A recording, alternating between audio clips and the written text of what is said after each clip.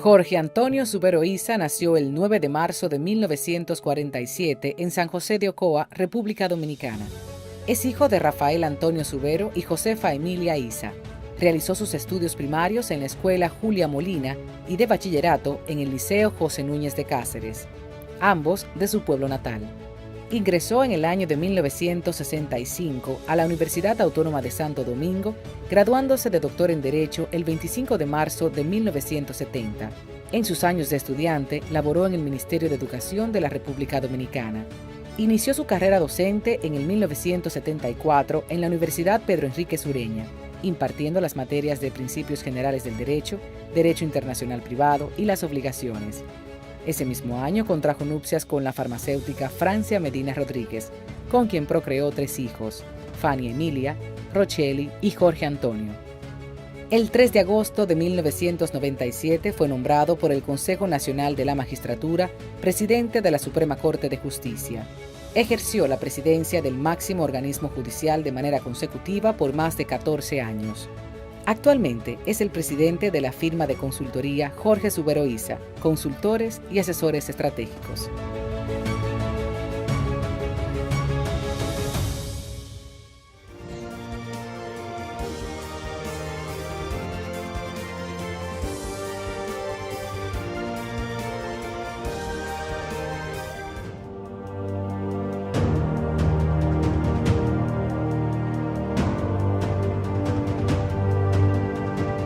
Para nosotros en Así las Cosas es un verdadero placer finalmente llegar a este tiempo concedido para conversar con el ser humano, pues el académico, el profesor, el magistrado, el doctor, la autoridad legal en República Dominicana, en muchas materias ustedes le han leído, le han conocido y por qué no han escuchado de muchas de sus conversaciones. Pero hablar del ser humano, hablar del hombre, del esposo, del padre, del nieto, del ciudadano y de ese pensamiento que tiene para compartir con nosotros estos minutos, lo agradecemos de antemano. Muchísimas gracias, doctor, por recibirnos aquí en su despacho. Muchas gracias, Tatiana. Una muy gran oportunidad de tocar temas que regularmente no se toman en cuenta en una entrevista en televisión. Claro, bueno, empecemos por marzo, porque tenemos entendido marzo es un mes muy especial para usted, no solo por el día de su natalicio, también hay otros datos, porque la vida de Jorge Subero Isa, 25 de marzo de 1970, egresa como abogado de la Universidad Autónoma de Santo Domingo. 12 de marzo del 73 fue designado notario público del Distrito Nacional por la Suprema Corte de Justicia. O sea que marzo, para usted, ¿qué implica todo esto? Bueno, parece como, por suerte no son los idos de marzo que le decían a Julio César cuando minutos antes de que fuera víctima de Brutus. Pero marzo es un mes interesante. Nací yo. Realmente obtuve la notaría en esa época.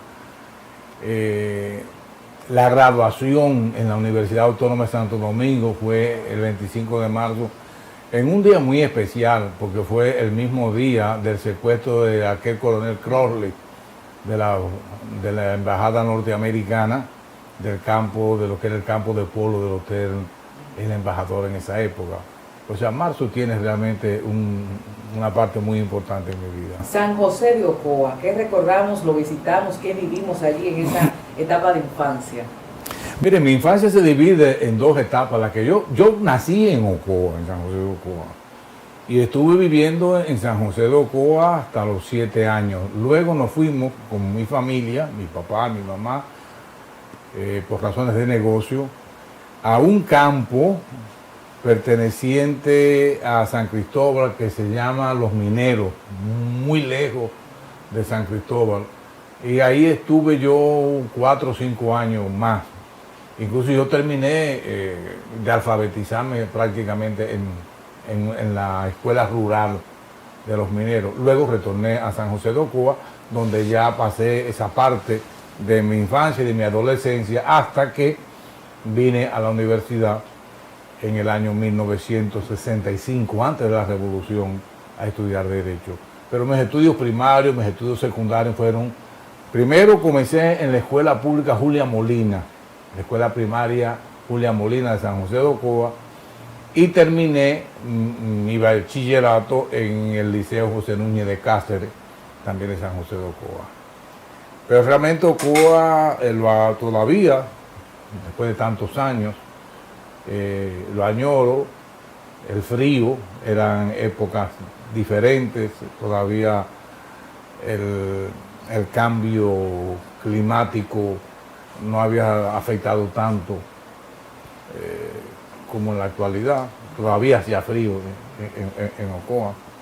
Y mi infancia fue una infancia feliz, o sea, yo, a pesar de que me crié muy poco con mis padres y mis madres, no regularmente fueron con mis tías en Ocoa, mi infancia fue sumamente feliz porque no tuve absolutamente ningún tipo de privaciones, ni económicas, ni sentimentales de ningún tipo. O sea, yo fui un niño y un adolescente totalmente feliz.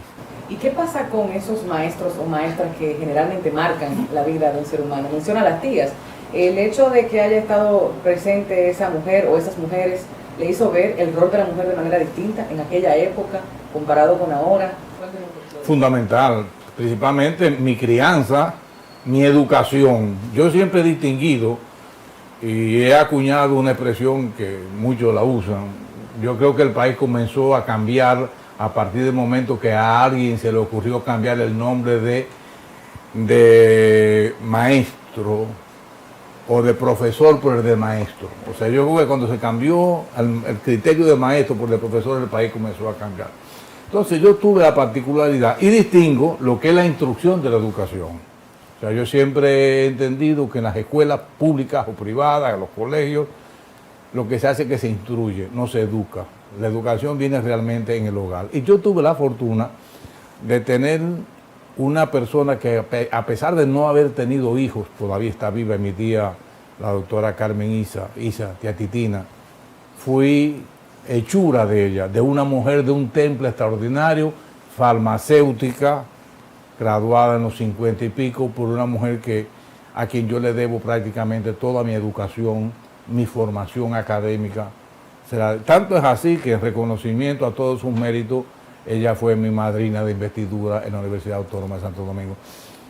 Yo, en mi familia, por suerte las mujeres ocuparon un papel en primer orden, porque el núcleo familiar materno, mi abuela Emilia, era realmente la jefa del hogar, era quien llevaba la constitución, la batuta, la ley, era realmente una mujer de temple, y así salieron todas las hembras. O sea que en mi familia no podemos hablar que nunca hubo un machismo, no. Yo creo que fue casi lo contrario. Yo creo que hubo un equilibrio muy importante al momento de compartir los deberes y las obligaciones de la casa. Eso me lleva a pensar, cero machismo, pero sí autoritarismo que se vivía a nivel estatal por una época marcada por la dictadura de Trujillo. ¿Qué se recuerda en esa juventud que bien pudo vivir usted? Mire, de la época de Trujillo yo recuerdo que nosotros oíamos en el Parque de Ocoa, acababan de llegar al país los radios de transitores y nosotros escuchábamos perfectamente Radio Habana, Cuba, en plena época de Trujillo, siendo yo un adolescente, y realmente nosotros tuvimos como muchachos al fin ideales muy identificados con la Revolución Cubana de esa época. Con la dictadura de Trujillo yo recuerdo poco. Sin embargo, sí recuerdo perfectamente que cuando yo fui a buscar mis notas del 8º curso de la primaria, a lo que todavía era la escuela Julia Molina, ahí fue que yo me enteré de la muerte de Trujillo. Y ya, a pesar de que teníamos 12 o 13 años, pero ya el rum entre los jóvenes, entre los muchachos, se hablaba de la dictadura, se conocía, se hablaba de un barbudo que había en la Sierra Maestra en Cuba, que era enemigo de Trujillo, de la invasión del 59. Hay que tomar en cuenta que el impacto de la invasión del 59, por lo menos en Ocoa, como a pesar de estar lejos de Constanza, sin embargo, estaba prácticamente en la misma geografía. O sea, nosotros sufrimos no, pero sentimos en gran medida ese impacto, ese proceso que se vivió en esa época. Posteriormente, Universidad Autónoma de Santo Domingo mencionaba la investidura, mencionaba esa graduación, y en el argot popular se dice que también se gradúa uno o una de la vida. ¿Fue así en la vida de Seguro Isa? Sí, yo en la experiencia en la UAS fue increíble, porque nos tocó la etapa dura, la etapa del movimiento renovador de la Universidad Autónoma de Santo Domingo. Toda esa lucha por el presupuesto, el medio millón para la UAS, llegaron los indios de Johnny Ventura, que era el grito de guerra de estudiantes. Yo vine de Ocoa ya siendo presidente. Yo había dejado de ocupar la presidencia de la Asociación de Estudiantes Secundarios Ocoeños, y lógicamente me identifiqué totalmente con el grupo Fragua aquí en la Universidad Autónoma de Santo Domingo. Y con los amigos, con mis condiscípulos en la UAS, era una UAS de apenas 4 o 5 mil estudiantes, o sea, no había esa profusión masiva de estudiantes, y realmente fueron unos años, 5 años de estudio y de lucha, y de concienciación. Y yo creo que fue una época muy importante porque todavía se leían los libros. Nosotros teníamos especie de círculo de estudio, de literatura, de debates, o sea, teníamos una actividad cultural y literaria bastante activa en San José de Ocoa. Se ha ido perdiendo un poco eso. Y esto me lleva también al tema romántico, pero no en la vida personal. ¿Romántico en la política y la justicia también, o no? Yo he sido romántico en toda mi vida, en todos los aspectos. O sea, yo creo que de las primeras obras que yo leí, que fueron las rimas de Bécquer, de Gustavo Adolfo Bécquer, que hablaba de que era un enamorado impenitente de la mujer. O sea, mi papá era un hombre eminentemente romántico, y mi mamá ni se diga. Mi mamá era una mujer que brotaba romanticismo y amor por todo sitio. Y a mí realmente me impactó mucho esa formación que yo tuve. Y fuera de las relaciones familiares, esos estudiantes, gente a quien usted ha tocado con sus tantos textos, tantos reconocimientos locales e internacionales también, ¿se ha llevado algún aprendizaje o día especial de esa gente fuera de la familia? Alumnos, allegados, personas que ha trabajado con usted, que le ha marcado su vida. Todos me marcaron. Yo creo que yo he sido un bendecido por Dios, porque a mí me tocó la suerte de tener muy buenos amigos, de tener excelentes alumnos. Todavía la pasión para mí sigue siendo la docencia. Yo siempre he dicho que yo tuve 14 años y medio siendo presidente de la Suprema Corte de Justicia. Y yo creo que al día de hoy mucha gente se ha olvidado de eso. Sin embargo, mis alumnos nunca me olvidan. Y yo quiero que usted sepa que yo le puedo mencionar uno por uno, nombre, apellido, apodo y los amores que habían en la época en que ellos fueron mis alumnos. Y la gran satisfacción mía, lo confieso sin ningún tipo de rubor, fue la docencia, el cariño, el amor que todavía mis exalumnos irradian por mí. Se puede olvidar lo de la Suprema Corte de Justicia, muchos los han olvidado, pero no creo que nadie olvide, ni podrá olvidar que yo fui profesor de esos muchachos. Y es inevitable para cualquier curioso de derecho, estudiante, toparse, tener que recurrir a uno de sus textos durante la carrera o hasta para consulta. Nos ha pasado. Así que por ese legado también muchas gracias. Y debemos hablar de eso que se dice fuera de sentencias.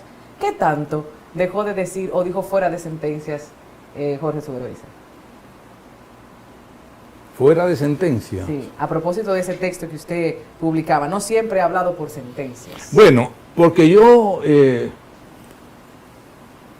puse fin a un concepto neotrujillista que había en el país de que los jueces solamente pueden hablar por sentencia. Y decía, no. Los jueces están en la obligación de defenderse cuantas veces los atacan sin ningún tipo de razón. Por eso es que yo escribí, fueron 2 volúmenes, que no siempre he hablado por sentencia, donde yo exponía mis criterios. Yo fui, y lo confesé desde el principio, un juez atípico.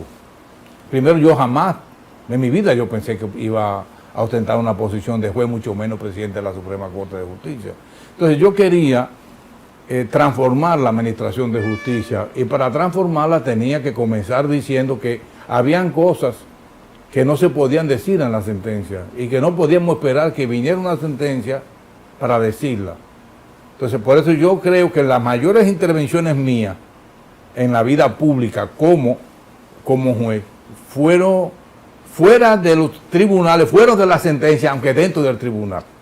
Por eso es que realmente yo casi nunca hablé por sentencia, fue todo lo contrario. Yo hablé más fuera de sentencia que por sentencia. Y esto me lleva a pensar en lo mucho que dice también a través de su cuenta personal en Twitter. Por ejemplo, es necesaria la vía de comunicación y más en esta época, en esta era en que nos expresamos fácil, libremente, de manera directa y constante. El uso de las redes sociales en su vida actualmente. Vital. Para decir. Vital, me ha mantenido vivo y con espíritu. Yo creo que usted sepa que yo dejé muy encaminado, bueno, se inauguró y todo, el canal judicial dominicano. El canal judicial dominicano, así se llamaba. ¿Cuál era? Eran redes sociales, pero con canales abiertos, con la posibilidad de que todo el mundo pudiera intervenir. Yo tenía, siendo presidente de la Suprema, una cuenta donde se comunicaban directamente la gente conmigo para las quejas. O sea, para mí yo creo que las redes sociales no solamente es una vía excelente de comunicación, sino de un poderío extraordinario. Siempre he aconsejado, mire, si usted no quiere que se sepan lo que usted ha hecho en su vida, bueno o malo, aléjese de las redes sociales. Pero usted no puede participar en las redes sociales y enviar un tuit hoy, entonces mañana cuando lo atacan, mantenerse. No. Yo creo que la conducta del hombre y de la mujer debe ser una conducta clara, diáfana, transparente, que soporte todo el rigor de cualquier tipo de investigación y de las redes sociales. Las redes sociales son vitales hoy en día. Hoy en día se considera que esas redes sociales constituyen micropoderes que son capaces de maniatar a los gigantes, de maniatar incluso al poder político, de maniatar al propio Estado. Las redes sociales son capaces de eso y se ha demostrado a través de la historia reciente, en más de una ocasión. Con muchísima fortaleza, sobre todo en Latinoamérica. Y si usted quiere seguir el debate público en materia política, legal, hasta jurisprudencial, siga la cuenta del magistrado que está ahí, bueno, en pantalla. A propósito de eso, también tenemos que hablar de los aprendizajes. Desde el proceso Consejo Nacional de la Magistratura que le elige como presidente de la Suprema Corte de Justicia y en adelante esos años que usted hacía referencia. En términos humanos, en términos profesionales, ¿cuáles han sido los mayores aprendizajes de todos esos años? Que hay que hacer las cosas bien hechas. En esta casa donde ustedes están, yo me mudé exactamente un día de mi cumpleaños, perdón, el 9 de marzo del año 1979. Y lo único nuevo que usted ve aquí son los reconocimientos.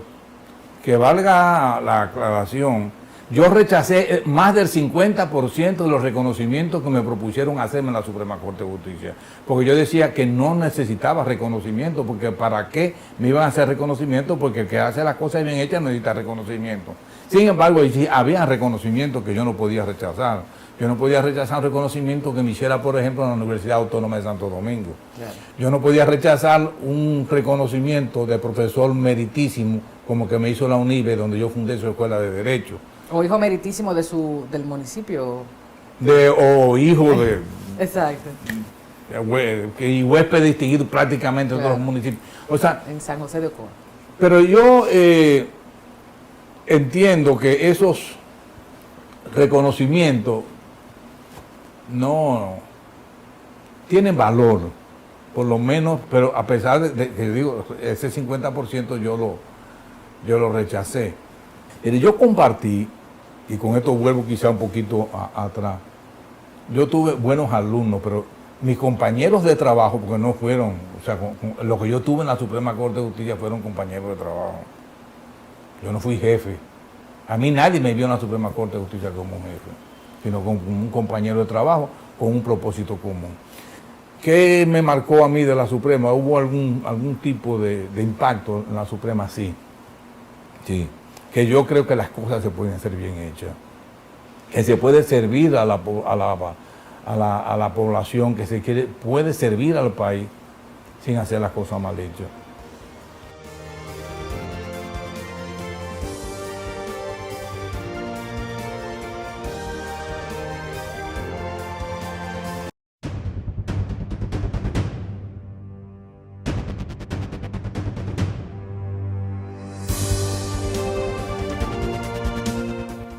Estamos de regreso, muchas gracias por continuar en sintonía. Estamos presentando en el día de hoy la entrevista de Primer Plano al doctor Jorge Subero Isa. En esta segunda parte hablamos sobre su familia, su infancia, esa historia única junto a su compañera de vida, la señora Francia de Subero, con quien construyó un proyecto de vida que hoy cuenta con 40 años de historia. De inmediato, más de esta conversación.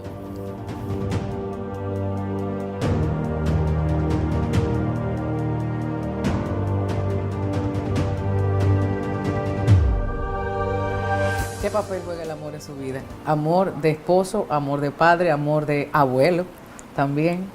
Para mí hay un solo tipo de amor. El que ama, ama con el mismo sentido, con la misma intensidad a todo. O sea, yo no tengo gradación para el amor. Amo a mi mujer, la adoro, a Francia la adoro con 44 años de unión, 44 años de casado. Y sin contar los de amores. Los amores, nosotros tuvimos amores desde que yo estaba en la universidad, en el último año de la universidad. Toda una vida juntos. Toda una vida juntos. Con mis hijos los adoro a los tres. Mis 6 nietos, incluyendo las 2 hembritas, son realmente... Pero, a pesar de que son amores distintos, pero yo digo, quiero englobarlo en el mismo concepto de amor. La pasión que siente uno, la mortificación, el cariño, la tristeza, la alegría que se siente por cada uno de ellos. Dicen que hay un renacer en el hombre cuando se convierte en abuelo. ¿Le pasó a usted? Sí, yo creo que sí. Incluso le tengo prohibido a doña Francia, que todavía es una mujer muy recta, porque Francia tiene mucho carácter. Con los hijos lo demostró. Todavía quiere, cuando los nietos vienen aquí, quieren que hagan aquí cosas que ella le imponía a sus hijos. Yo le decía que los abuelos no estamos para corregir, sino para consentir. O sea, yo no corrijo, consentirlo solamente. Es un problema. La educación, la instrucción de los nietos está a cargo de los padres, no de nosotros los abuelos. O sea, por eso yo no lo corrijo. Nosotros no podemos desaprovechar estos minutos sin hablar un poco de qué hace Jorge Subero Isa, el doctor, el magistrado, el señor, don, ¿verdad? Pero también el hombre, cuando suelta los textos jurídicos. O sea, aparte de la ley, aparte de la justicia, de la política en República Dominicana, ¿cuáles son sus demás alimentaciones? Mire, yo en la oficina trabajamos mucho, pero debo hacer una aclaración, solamente como asesores o como consultores. Porque yo hice un juramento cuando dejé en la Suprema Corte de Justicia, es que yo jamás iba a ir volver a un tribunal en rol de litigante, ni que mi nombre iba a figurar bajo ninguna circunstancia, en ninguna instancia, en ningún escrito dirigido a un tribunal. Porque si yo tuve el valor de tronchar la carrera de mis 2 hijos, de 3, 2 que son abogados, que yo le prohibí el ejercicio de la profesión, y tuvieron que dedicarse a otra cosa hasta la fecha de hoy, porque cuando yo dejé la Suprema Corte de Justicia, tenían tanto tiempo inactivo, a pesar de tener mucho tiempo de graduado, que se le olvidó el derecho. Entonces ya no tenían tiempo de recuperarse para volver para comenzar el ejercicio de la profesión. Entonces se dedicaron a otras cosas. Entonces por eso yo, desde el principio, el concepto de la oficina fue de asesoría y de consejería. El que quiera litigar tiene que buscar a otro abogado. Nosotros no litigamos ni permitimos que el nombre de nosotros aparezca en ningún escrito judicial. Pues yo decía que no era ético, es legal, pero que no era ético de mi parte volver a los tribunales, decirle magistrado o pedirle en unas conclusiones a un magistrado que fallara en una manera que a lo mejor lo poníamos en un apuro. No nos cabe duda de esa integridad, de esa disciplina para llegar a ser lo que hoy en día exhibe el doctor Jorge Subero Isa. Pero hábleme del alimento del alma, de la música, del alimento, del ejercicio, de su fin de semana, de sus vacaciones, todo eso. Yo todas las tardes, yo tengo una obligación de tarde y de noche de lectura. O sea, yo he sido un amante de la literatura en sentido general. Posiblemente lo que yo menos he leído en mi vida han sido cuestiones de derecho. Y hasta el momento solamente leo derecho cuando tengo un caso que necesito. Mire, ahora mismo yo terminé de releer por segunda vez una obra que me causó un impacto muy profundo, que se llama El fin del poder, de Moisés Naim, un venezolano. Y ahora comencé a leer la vida, prácticamente la vida de una mujer que yo no sabía, sabía que la conocía, pero que no tenía la idea que fuera tan extraordinaria. Se llama Gertrude Bell, una inglesa, y hay una obra que se llama La princesa del desierto, donde relaciona a ella, no sentimentalmente, sino un vínculo de estudio, con un célebre personaje inglés también, pero de la gente del desierto, de Lauren de Arabia. O sea, yo leo mucho, me gusta mucho la música cualquiera. O sea, cualquiera, no importa. Cualquiera que sea bueno. Pero cualquiera que... ¿Qué género prefiere? Yo, el romántico. ¿El bolero? El bolero. Bolerito. Sí, no, yo soy un bolerista empedernido. Oigo mi música clásica, oigo mi música instrumental. Me gusta mucho a mí me gusta la música. Me gusta la música en sentido general. Y si se va de vacaciones, ¿dónde sería ese destino? Nosotros, por fortuna, logramos comprar un pequeño apartamento en el este y nos vamos con frecuencia. Allá se refugian. Porque allá vive mi hijo varón, el único hijo varón, y fue el último. Entonces allá comparto con él y comparto con mis nietos. Yo comparto mucho con mi familia. Usted es muy familiar. Muy familiar, sumamente familiar. Y yo no solamente comparto con ellos, sino que los quiero. O sea, yo siempre he dicho, Tatiana, que a la gente hay que decirle lo que siento. Constantemente y en vida. Mire, con mi esposa Francia, con 40 y tantos años, cuando cualquiera cree que ya a esa edad se ha perdido amor, que se ha perdido, que queda solamente vestigio de glorias. No. Yo, sin ningún motivo, la abrazo, le digo te quiero, le doy un beso. La abraza, le pinta un beso ahí. Te quiero, sea, te amo, mujer. Eso es parte, y se lo digo que te quiero. Antes de venir, de estar como ustedes, le dije a mi hija Rochelle lo que la quería, sin ningún motivo. O sea, porque yo creo que a la gente hay que decirle lo que uno siente. Yo quisiera concluir con algunas palabras que usted me describa de la forma fácil, llana, sencilla, que usted entienda por República Dominicana. ¿Qué nos diría? ¿Qué es lo que es República Dominicana? Para usted, fácil y sencillo. Para mí, la República Dominicana no solamente es el país donde vivimos, es el país donde no somos extranjeros, es donde hemos nacido y donde queremos vivir. Es donde tenemos que hacer todo lo que está a nuestro alcance para mejorar. Pero para mejorar fundamentalmente la función pública del Estado, que es el órgano político de la nación, que es el órgano político de la República Dominicana.